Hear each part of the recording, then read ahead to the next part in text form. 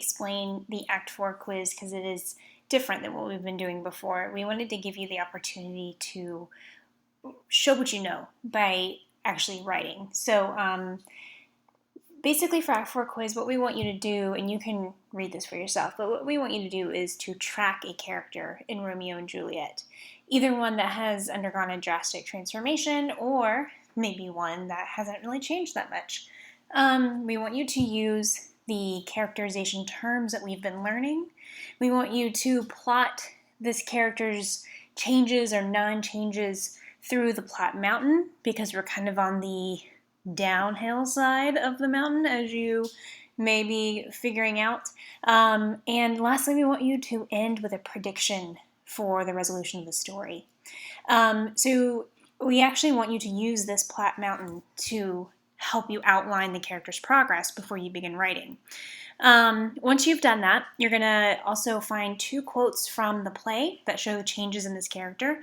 So it may be a good idea to find one from towards the beginning of the play that kind of shows us what they were like, and then maybe towards the end of where we are now that kind of shows the changes in this character. Here's a little explanation of how to cite a play in the text. And then you're going to type your response in a Google Doc with MLA formatting. You're eventually going to be sharing this with one of your classmates and with your teacher. And here's a little just checklist rubric for you guys to kind of make sure you're on the right track. Now, I want to kind of go back to this whole tracking the character development kind of thing and kind of explain what that means or what that could look like. So I've actually made one over here using Lord Capulet. Now, Lord Capulet, he is a minor character, but he does go through some changes. So for instance, in the exposition, Lord Capulet is, he's merry and likes to throw parties. And doesn't want to die, right? Because like, if anyone in his family, basically disturbs the peace, he dies. Doesn't want to die,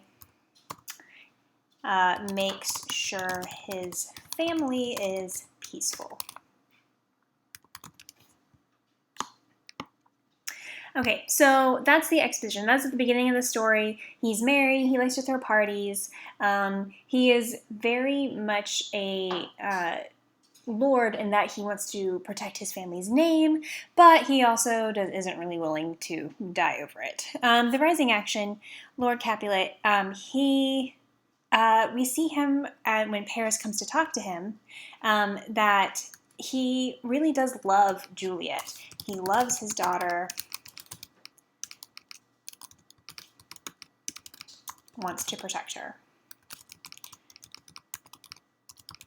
and wants her happiness.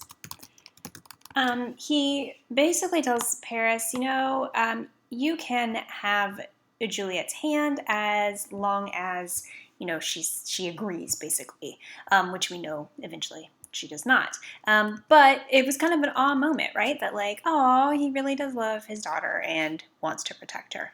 And so then at the climax of the story, when things really start to get heated, and Tybalt dies, Lord Capulet now wants Paris to marry Juliet, regardless of Juliet's feelings, and wants her to obey him.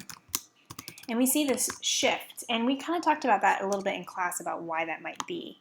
And so basically, this is the gist of how to use this plot mountain to kind of track your character. I'll let you kind of figure it out on your own. But then our prediction here, I could say something along the lines of, I think that Lord Capulet will see the error in his ways and maybe forgive Juliet and bring her back home. We'll see. So that's just a little explanation of how to use this plot mountain to kind of track your character. What you also want to include in here are some of the characterization terms that we have learned, like flat versus round, dynamic versus static. And so in your actual writing, you'll want to use those terms as well. If you have any questions, though, shoot me an email and I'll be happy to answer them.